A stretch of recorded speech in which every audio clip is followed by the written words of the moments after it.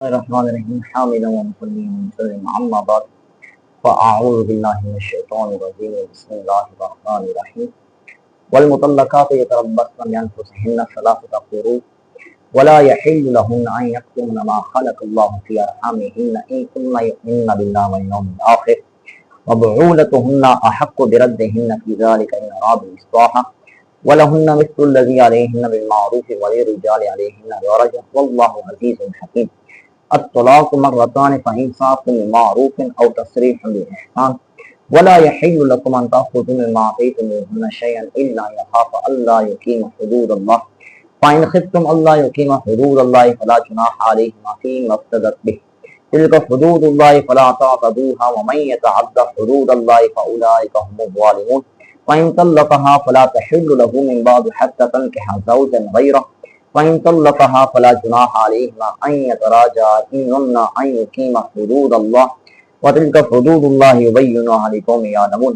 سامعین، اللہ رب العزت نے ارشاد فرمایا کہ اور طلاق والی عورتیں اپنے آپ کو روکے رکھیں 3 حیض تک اور انہیں حلال نہیں کہ چھپائیں وہ جو اللہ نے ان کے پیٹوں میں پیدا کیا ہو، اگر وہ اللہ اور قیامت کے دن پر ایمان رکھتے ہیں اور ان کے خاوندوں کو اس مدت میں ان کے پھیر لینے کا حق پہنچتا ہے اگر وہ اصلاح چاہیں، اور عورتوں کا بھی حق ایسا ہی ہے جیسا ان پر ہے شرعی دستور کے مطابق، اور مردوں کو ان پر فضیلت حاصل ہے، درجہ ہے، اور اللہ غالب حکمت والا ہے۔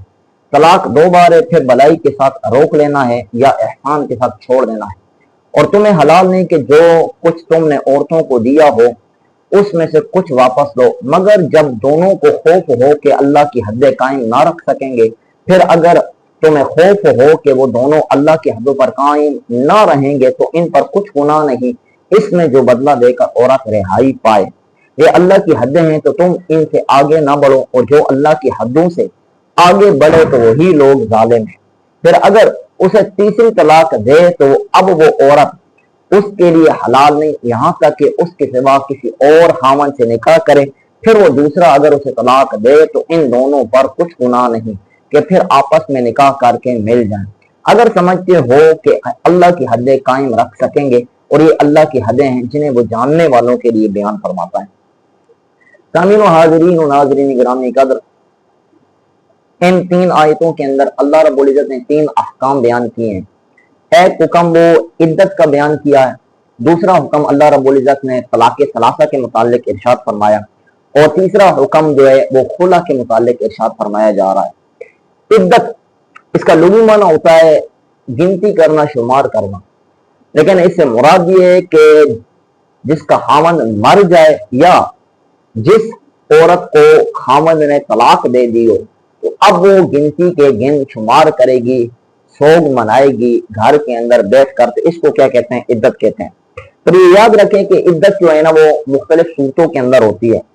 اگر کسی عورت کا خاوند مر جائے تو ایسی صورت کے اندر قرآن نے اس کی عدت بیان فرمائی 4 مہینے 10 دن، فرمایا والمطلقات والذین یتوفون منکم ویذرون ازواجا یتربصن بانفسہن 4 اشہر وعشرا، کہ فرمایا کہ جن کے خاوند فوت ہو جائیں تو وہ اپنے آپ کو انتظار کروائیں 4 مہینے اور 10 دن۔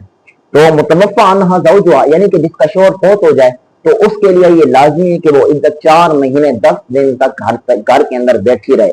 یہ اس عورت کی عدت ہے کہ جس کا خاوند فوت ہو جائے، اور وہ عورت کہ جس کا نکاح تو ہوا لیکن رخصتی نہیں ہوئی، یعنی کہ اس کے ساتھ دخول نہیں پایا گیا، غیر مدخولہ ہے، تو ایسی صورت کے اندر اس پر کوئی عدت ہی نہیں۔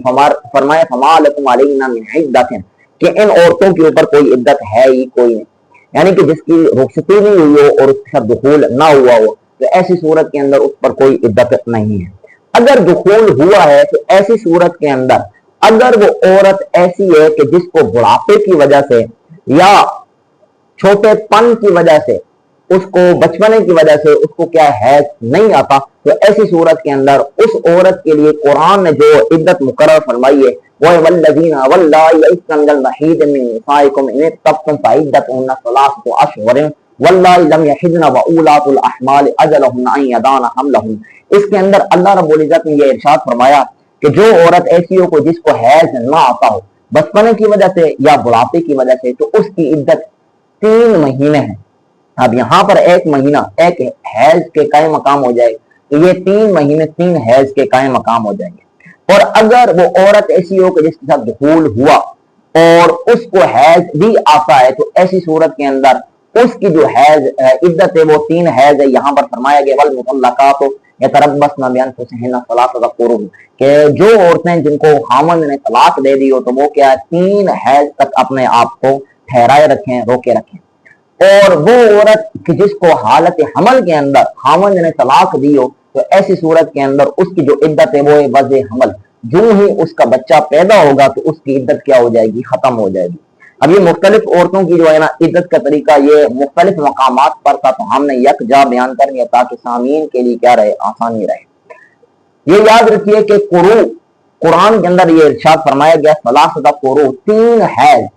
اب قروء جو لفظ ہے احناف حضرات یہاں قروء سے مراد لیتے ہیں حیض، اور امام شافعی رحمہ اللہ تعالی قروء سے مراد لیتے ہیں طہر۔ اب احناف حضرات کے دلائل اور امام شافعی رحمہ اللہ تعالی کے دلائل وہ سارے کے سارے مطولات کے اندر مشہور اور معروف اور مذکور ہیں، ان کو ذکر کرنے کی میں حاجت نہیں سمجھتا ہوں کیونکہ یہاں پر سامعین تک ہمارا جو پیغام ہے وہ پہنچ جائے۔ تو صرف اتنی بات کہنا چاہتا ہوں کہ اگر کسی آدمی شریعت نے جو طلاق دینے کا طریقہ بیان کیا ہے وہ بیان کیا ہے کہ طہر کے اندر طلاق دی جائے۔ اب جب طہر کے اندر طلاق دے گا تو لازمی بات ہے کہ اس طہر کو شمار کرے گا یا کہ نہیں کرے گا عدت کے لیے۔ اگر شمار کرے گا تو ایسی صورت کے اندر یہ آدھا اور 2 اور طہر ملا کر کیا ہے 3 ہے طہر عدت کے گزارے گا امام شافعی کے قول کے مطابق، کیونکہ ثلاثۃ کا کلمہ کیا ہے آیا ہوا ہے۔ اگر اس طہر کو ملا کر اور 2 اور طہروں کو ملا کر عدت گزارے تو یہ 2.5 طہر بنتے ہیں کہ جس سے ثلاثۃ کی جو دلالت ہے وہ نہیں ہو رہی کیونکہ یہ خاص اور صریح لفظ ہے۔ ایسے ہی اور اگر اس طہر کو شمار نہ کرے عدت کے اندر اگلے 3 طہر مراد لے تو پھر اس کو بھی ساتھ میں رکھا جائے گا تو یہ 3.5 طہر ہو جائیں گے عدت کے۔ ایسی صورت کے اندر بھی ثلاثۃ کا جو کلمہ ہے وہ خاص ہے، صریح ہے، اس کی بھی دلالت یہاں پر نص صریح کے ساتھ نہیں پائی جا رہی تھی۔ اس لیے اگر مراد دیا جائے قروء سے حیض تو اب طلاق کا جو شرعی طریقہ ہے وہ کیا ہے طہر کے اندر طلاق دینا۔ اب لازمی بات ہے طہر کے اندر جب طلاق دے گا تو اس کے بعد آنے والا حیض ہوگا وہ حیض مکمل شمار کیا جائے گا، اس کے اندر کوئی آدھا نصف نہیں ہوگا۔ اس صورت کے اندر 3 حیض مکمل تو ہو سکتے ہیں تو ثلاثۃ کی دلالت بھی اس پر مکمل اور صراحتاً ہو سکتی ہے۔ تو ایسی وجہ سے قروء کو اگر حیض کے معنی پر محمول کیا جائے تو یہ زیادہ راجح ہے، بلکہ میں سمجھتا ہوں کہ یہ ارجح ہے۔ آگے اللہ رب العزت نے فرمایا وَلَا يَحِلُّ لَهُنَّ أَن يَكْتُمْنَ مَا خَلَقَ اللَّهُ فِي أَرْحَامِهِنَّ، فرمایا کہ عورتوں کو یہ چاہیے کہ وہ اپنے پیٹ کے اندر اگر حمل ہے تو وہ بھی واضح کر دیں کہ ظاہر کر دیں تاکہ ان کی عدت وضع حمل کے مطابق شمار کی جائے، اور اگر ان کا پیٹ حائل ہے وہ حاملہ نہیں ہے خالی ہے تو ایسی صورت کے اندر بھی وہ ظاہر کر دیں تاکہ ان کی عدت جو ہے وہ وضع حمل والی نہ ہو بلکہ وہ کیا ہو حیض والی ہو۔ اب یہ بھی یاد رکھیے کہ عدت کا مدار حیض پر کیوں رکھا گیا، اس کی وجہ علماء اور مفسرین یہ ارشاد فرماتے ہیں کہ حیض پر اس لیے رکھا گیا کہ اگر حیض آ جائے تو پتہ چل جاتا ہے کہ پیٹ کیا ہے حمل نہیں ہے اس عورت کو، وہ اس کا جو ہے پیٹ کیا خالی، اور اگر حیض نہ آئے تو پتہ چلتا ہے کہ اس کو کیا ہے حمل ہے، تو اس لیے حیض عدت یہاں پر ٹھہرائی گئی۔ آگے فرمایا وَبُعُولَتُهُنَّ أَحَقُّ بِرَدِّهِنَّ فِي ذَلِكَ إِنْ أَرَادُوا إِصْلَاحًا۔ ہم آگے طلاق کی جو ہے نا تفصیل بیان کریں گے کہ طلاق کی کتنی صورتیں ہیں۔ یہاں پر اللہ رب العزت نے ارشاد فرمایا کہ اگر کوئی بندہ اپنی بیوی کو طلاق رجعی دے دے تو رجوع کرنا اس خاوند کے لیے کیا زیادہ بہتر ہے تاکہ وہ کیا کر سکیں ایک دوسرے کے ساتھ اچھے طریقے سے رہ سکیں۔ آگے فرمایا وَلَهُنَّ مِثْلُ الَّذِي عَلَيْهِنَّ بِالْمَعْرُوفِ وَلِلرِّجَالِ عَلَيْهِنَّ دَرَجَةٌ۔ اس کے اندر عورتوں کو یہ ارشاد فرمایا گیا کہ تم اپنے خاوندوں کے حقوق کی پاسداری کرو، تم ان کے حقوق کا خیال کرو، ان کے حقوق جو ہیں تم ان کی کیا کرو، ان کا خیال رکھو۔ مثال کے طور پر اب خاوند کا حق ہے بیوی کے اوپر کہ خاوند جب اس سے وطی کا مطالبہ کرے تو بیوی کو چاہیے کہ وہ اس کو اپنے اوپر قدرت اور طاقت دے اس کے ساتھ وطی کرنے دے۔ شریعت کے اندر اللہ رب العزت کے پیارے رسول صلی اللہ علیہ وسلم نے ارشاد فرمایا کہ جو بندہ اپنی بیوی سے وطی کا مطالبہ کرتا ہے لیکن بیوی اس کو منع کر دیتی ہے تو فرمایا کہ رات سے لے کر صبح تک اللہ رب العزت کے فرشتے اس عورت کے اوپر لعنت کرتے رہتے ہیں. تو یہ ایک حق ہے. اس کے علاوہ باقی یہ حق ہے کہ عورت کو چاہیے کہ غیر مرد کے سامنے نہ جائے. غیر مرد سے مراد یہ ہے کہ اس کو اپنی قدرت اور طاقت نہ دے. اور ایسے ہی بیوی کا یہ حق بنتا ہے کہ خامن کے مال اور اس کے گھر کے اندر جو ساز و سامان پڑا ہوا ہے اس کی وہ کیا کرے, رکھوالی کرے اور حفاظت کرے. اور مردوں کا عورت کے اوپر کیا حقوق ہیں وہ بھی شریعت نے بیان کیے ہیں. مردوں کے لیے یہ لازم ہے کہ عورت کو نان نقہ دے, حق مار ادا کرے, اور رہائش کے لیے سکنا رہائش دے, اور گھر کے اندر جو سودا سلک جو اس کے کھانے پکانے کا جو سامان ہے یہ سارا اس کی ضروریات جتنی بھی ہے وہ مرد کو پوری کرنا کیا ہوگی, لازمی ہوگی. یہ اس کے حقوق ہیں. اور دوسرا فرمایا گیا کہ مردوں کو عورتوں کے اوپر کیا بنایا گیا, حاکم بنایا گیا. اس کی کیا ہے, فضیلت زیادہ ہے مرد کی. تو اس لیے کیا ہے, اس کو چاہیے کہ اپنے حقوق کو بھی صحیح طریقے سے وہ کیا کرے, ادا کرے. آگے فرمایا الطلاق مرتان.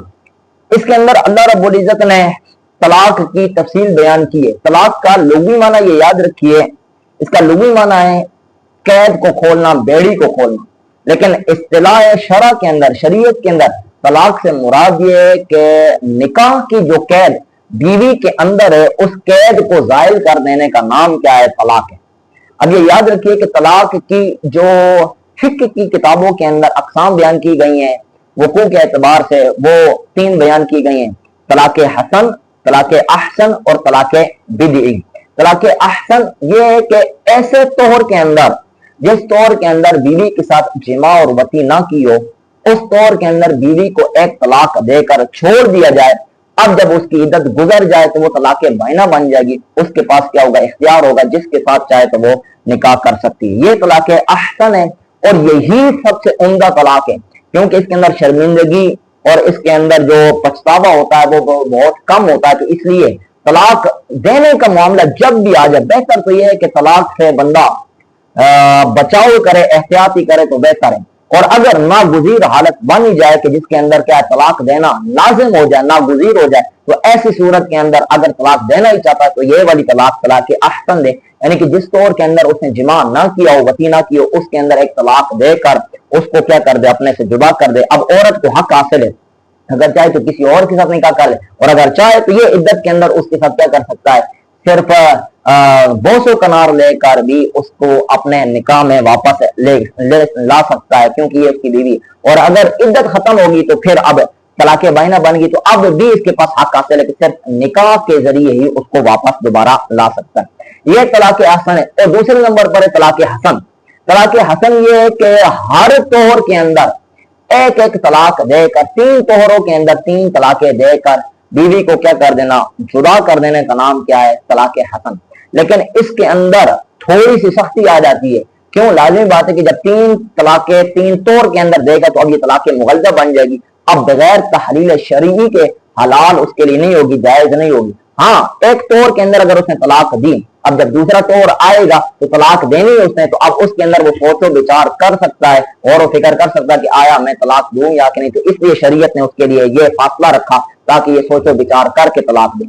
تیسرے نمبر پر ہے طلاق بدعی. طلاق بدعی یہ ہے کہ کوئی آدمی 3 طلاقیں اکٹھی ایک کلمے کے ساتھ دے دے یا 3 طلاقیں اکٹھی ایک ہی مجلس کے اندر دے دے. مثال کے طور پر اگر کوئی بندہ اپنی بیوی کو کہے کہ تجھے 3 طلاقیں, یہ طلاق بدعی, یا مجلس کے اندر کہتا ہے کہ تجھے طلاق ہے طلاق ہے طلاق ہے, تو اس صورت کے اندر یہ طلاق بدعی بن جائے گی. اب یہ بہت سخت طلاق ہے اور اس کو طلاق مغلظہ کہتے ہیں. اور یہ اتنی سخت ہے کہ اب خاوند کے پاس کوئی اختیار باقی نہیں رہا, بغیر تحلیل شرعی کے عورت اس کے پاس نہیں آ سکتی جب تک کہ کسی اور کے پاس نہ جائے اور وہ اس کے ساتھ کیا کرے, وطی نہ کرے اور اس کو طلاق نہ دے, عدت گزار کر اس تک واپس نہیں آ سکتی. تو اس لیے یہ بہت سخت طلاق ہے.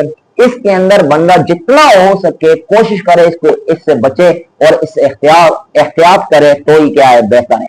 اور حدیث پاک کے اندر یہ بھی آتا ہے کہ سرکار نے فرمایا ابغض الحلال عند اللہ طلاق, کہ طلاق تو حلال ہے لیکن جو حلال چیزیں ہیں ان میں سے سب سے زیادہ ناپسندیدہ چیز جو چیز ہے یہ وہی طلاق ہے کہ جس کے اندر بندہ ایک دوسرے سے کیا ہو جاتا ہے, جدا ہو جاتا ہے. تو اس لیے فرمایا گیا کہ تم طلاق اس حالت کے اندر دو جب بہت زیادہ ضرورت اور حاجت ہو. اب یہ یاد رکھیے کہ بعض حضرات جو ہمارے دیار کے اندر ہمارے شہروں کے اندر پائے جاتے ہیں جو اپنے آپ کو نامی نیز کرتے ہیں کہ ہم کیا اہل حدیث ہیں، لیکن وہ حقیقت کے اندر غیر مقلد ہوتے ہیں اور ان کا علم حدیث کے ساتھ اور احادیث نبویہ کے ساتھ کوئی تعلق نہیں ہوتا۔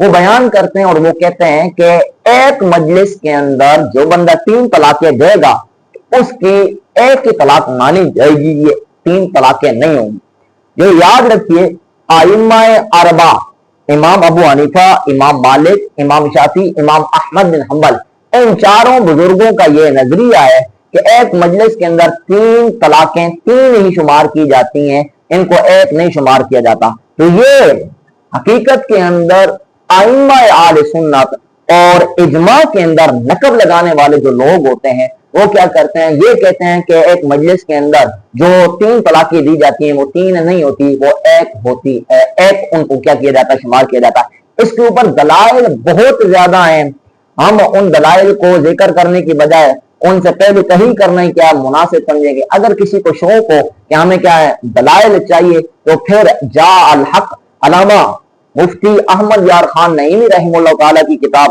اس کا مطالعہ بہتر ہے۔ اور اگر مزید تفصیل اور تشریح چاہیے تو علامہ غلام رسول سعیدی رحمہ اللہ تعالیٰ کا جو قرآن مجید فرقان حمید کے اوپر جو آپ کی تفسیر کے بیان قرآن، اس کے اوپر بھی تفصیل ہے۔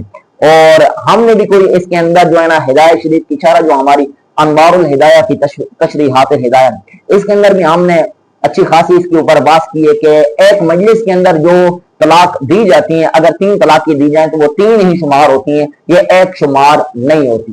تو اب اللہ رب العزت نے فرمایا الطلاق مرتان، طلاق 2 بار دی جاتی ہے، فإمساک بمعروف، یا تو اس کو اپنے پاس روک لے۔ مطلب کیا کہ 2 طلاق اگر بیوی کو دے خاوند تو اس کے پاس حق حاصل ہے، وہ بیوی کو اپنے پاس روک سکتا ہے۔ اور تسریح میں احسان، یہاں پر فرمایا یا اس کو چھوڑ دے اچھے طریقے سے۔ اب یہ تیسری طلاق کا کیا کیا گیا، ذکر کیا گیا۔ اب یہ جب تیسری طلاق دے دے گا تو اس صورت کے اندر اس کے پاس کوئی اختیار باقی نہیں رہے گا۔ آگے فرمایا ولا یحل لکم ان تاخذوا مما آتیتموہن، اس کے اندر اللہ رب العزت نے خلا کے متعلق بحث کی ہے۔ یہ یاد رکھیے کبھی کبھار معاملہ ایسا ہوتا ہے کہ بیوی خاوند کے پاس نہیں ٹکنا چاہتی، حالانکہ خاوند رکھنا بھی چاہتا ہے لیکن بیوی اس کے پاس نہیں ٹکنا چاہتی۔ اب خاوند اس کو طلاق نہیں دیتا لیکن بیوی اس کے پاس رہنا نہیں چاہ رہی، تو اب ان دونوں کے درمیان نباہ اچھے طریقے سے نہیں ہو رہا، ان دونوں کے درمیان رہن سہن اچھے طریقے سے نہیں ہو رہا۔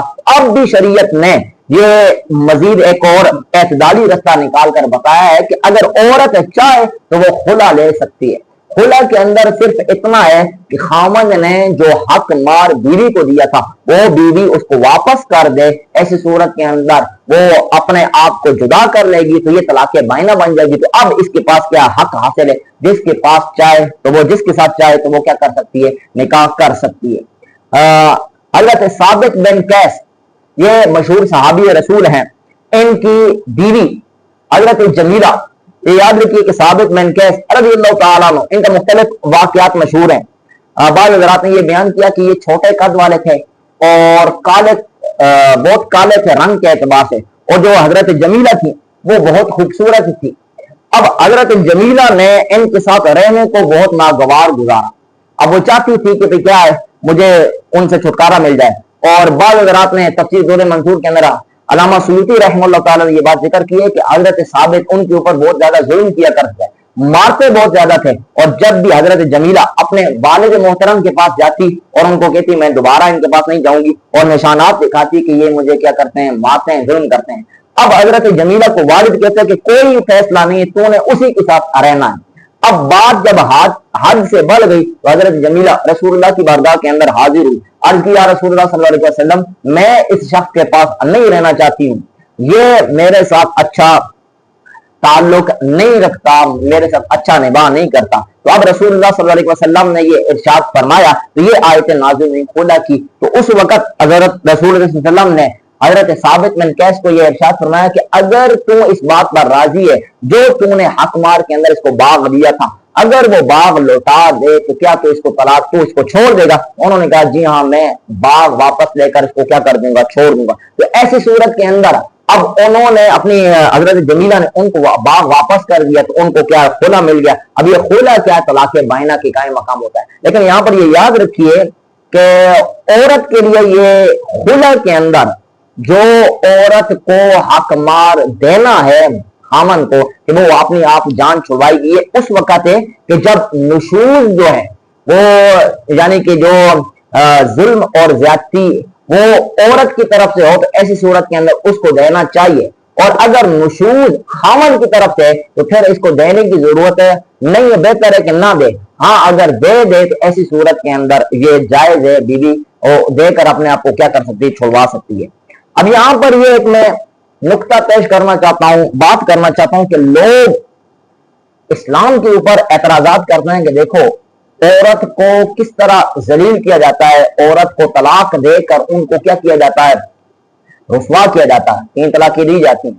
تو یہ یاد رکھیے کہ زمانہ جاہلیت سے پہلے، زمانہ جاہلیت کے اندر، زمانہ اسلام سے پہلے اس عورت کو اتنا رسوا کیا جاتا تھا، اتنا ذلیل کیا جاتا تھا کہ اگر ایک شوہر کے پاس کوئی ایک عورت اس کے نکاح کے اندر آ گئی تو اب وہ اس کو اتنے تک رکھتا حتیٰ کہ ہزار بھی طلاقیں دیتا تو بھی وہ عورت اس سے جدا نہیں ہوتی. اور اس کا طریقہ کیا تھا کہ وہ ایک طلاق دے کر اس کو چھوڑ دیتے. اب وہ عورت عدت گزار رہی ہوتی، عدت ختم ہونے کے قریب ہوتی تو وہ خامن اس سے کیا کر لیتا؟ رجوع کر لیتا. ایسی صورت کے اندر وہ ہزار طلاقیں دے کر بیویوں کو کیا کرتے تھے؟ اپنے پاس رکھا کرتے تھے. تو اب شریعت اسلام نے آ کر یہ ارشاد فرمایا کہ تم عورتوں کے معاملات کو اتنا زیادہ لمبا نہ کرو، ان کو اتنا زیادہ ذلیل اور رسوا نہ کرو. اگر دینی ہے تو ایک طلاق دے کر رجوع کر لو تو بہتر، پھر تمہارے پاس 2 طلاقیں رہ جائیں گی. پھر جب دوسری طلاق دو گے تو پھر اگر رکھنا چاہتے تو رکھ سکتے ہو. اب اگر نہیں رکھنا چاہ رہے تو اب تیسری طلاق دی تو اب عورت کو اختیار حاصل ہے، جس کے ساتھ چاہے تو وہ کیا کر سکتی ہے؟ نکاح کر سکتی ہے. تو یہ شریعت نے، اسلام نے عورت کی عزت کی حفاظت کی ہے یا عورت کو ذلیل و رسوا کیا ہے؟ تو جو لوگ ایسے ہیں کہ جو اسلام کے اوپر نقب لگانے کی کوشش کرتے ہیں اور اسلام کے اوپر اعتراضات کرنے کی کوشش کرتے ہیں، ان کو چاہیے کہ ذرا اس بات کے اندر غور و فکر کریں کہ اسلام کا جو دین ہے یہ دین ہر لحاظ سے معتدل مزاج ہے. اس کے اندر کیا مرد کی بھی عزت کی حفاظت کی گئی ہے اور عورت کی بھی عزت کی حفاظت کی گئی ہے. اگر آپ کو بہت زیادہ مغربی دین کی کیا ہے ہو رہی ہے کہ ہم کیا خواہش ہو رہی ہے اور آرزو ہو رہی ہے کہ وہ دین کیا بہت بہتر ہے، ذرا زمانہ جاہلیت کے برقع اٹھاؤ کہ اس کے اندر عورت کو کس طرح ذلیل اور پسما اور رسوا کیا جاتا تھا. دوسری بات یہاں پر یہ یاد رکھیے کہ آج کل مسئلہ ہے کہ آیا کورٹ کے اعتبار سے جو خلا دیا جاتا ہے اس کو تنسیخ نکاح کا نام دیا جاتا ہے، تو یہ خلا جائز ہے یا کہ نہیں جائز؟ تو یہ یاد رکھیے جمہور حضرات کے نزدیک کورٹ کا جو خلا ہے وہ معتبر نہیں ہے. لیکن علامہ غلام رسول سعیدی رحمہ اللہ تعالیٰ نے اور مفتی اعظم پاکستان مفتی مجیب الرحمان صاحب نے کچھ صورتوں کی بنا پر اس خلے کو کیا کیا ہے؟ جائز قرار دیا ہے. اگر وہ صورتیں پائی جائیں تو ایسی صورت کے اندر وہ خلا کیا ہو جاتا ہے؟ درست ہو جاتا ہے. آگے فرما فَإِن طَلَّقَهَا فَلَا تَحِلُّ لَهُ مِن بَعْدُ حَتَّىٰ تَنكِحَ زَوْجًا غَيْرَهُ.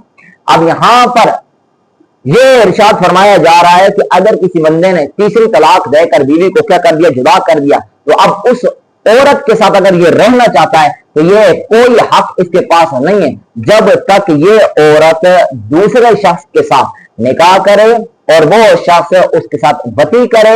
اب وطی کرنے کے بعد اگر چاہے تو اس کو کیا کر دے؟ طلاق دے دے، اگر چاہے تو اپنے پاس رکھے، یہ اس کا اختیار ہے. کیونکہ حدیث پاک کے اندر آتا ہے کہ دوسرے نکاح کے اندر اگر حلالے کی شرط رکھی جائے کہ میں حلالہ کرانے کے لیے تیرے پاس بھیج رہا ہوں تو فرمایا لعن اللہ المحلل والمحلل لہ، جو حلالہ کرنے والا ہے اور جس کے لیے حلالہ کیا جا رہا ہے، کرایا جا رہا ہے، ان پر اللہ کی کیا ہوتی ہے؟ لعنت ہوتی ہے. حتیٰ کہ امام شافعی، امام احمد اور امام مالک رحمہ اللہ تعالیٰ کے نزدیک یہ شرط حفاظت دیتا ہے ایسی صورت کے اندر یہ نکاح درست نہیں ہوگا. لیکن امام ابو حنیفہ رحمہ اللہ تعالیٰ کے نزدیک یہ شرط لگانا تو کیا ہے؟ درست نہیں ہے، لیکن نکاح کیا ہے؟ ہو جائے گا. تو اس لیے اگر کوئی آدمی اپنی بیوی کو 3 طلاقیں دے دے تو ہم نے پہلے عرض کی کہ بہتر یہ ہے کہ تیسری طلاق تک معاملہ ہی بندہ نہ پہنچائے، اور اگر معاملہ پہنچ ہی جاتا ہے تو پھر جب تیسری طلاق ہو جائے گی تو اب اس کے پاس کوئی اختیار باقی نہیں رہے گا. اب تیسری طلاق کے بعد وہ جائے کسی اور کے پاس کسی اور کے پاس نکاح کر کے آئے اور وہ اس کے ساتھ وطی کرے، پھر وہ اس کو طلاق دے عدت گزار کے اب اس کے پاس آئے تو بہتر ہے. اب یہاں بھی بعض جو سوشل میڈیا کے اوپر آنے والے مفتیان کرام اور اپنے آپ کو جو ہے نا وہ کہتے ہیں کہ ہم عورتوں کے حقوق کے کیا ہیں، رہنما ہیں، پاسدار ہیں، تو وہ یہاں پر اعتراض کرتے ہیں کہ یہ جب عورت کو تیسری طلاق دے دی تو اب اس کے اندر زیادہ رسوائی، جب وہ دوسرے شوہر کے پاس جائے گی اب پہلے شوہر کے پاس آئے گی، تو ایسی صورت کے اندر یہ یاد رکھیے کہ شریعت نے تو اس کو اجازت دی تھی پہلی طلاق دے، دوسری طلاق دے، اب یہ تیسری طلاق دے کر شریعت کا مذاق اڑانے کی یہ کیا کر رہا تھا، کوشش کر رہا تھا، تو اس لیے اب اس کے اوپر سختی کر دی کہ اب اس کو کیا ہے ذرا سوچنا چاہیے کہ اب یہ اس کو آر دلائی جا رہی ہے، اس کو کیا ہے ذلیل کیا جا رہا ہے، یہ خامن کی کیا ہے بے عزتی ہے، نہ کہ عورت کی اس کے اندر کیا تذلیل اور بے عزتی ہے۔ حق تعالیٰ ہمیں صحیح معنوں کے اندر سمجھ عطا فرمائے۔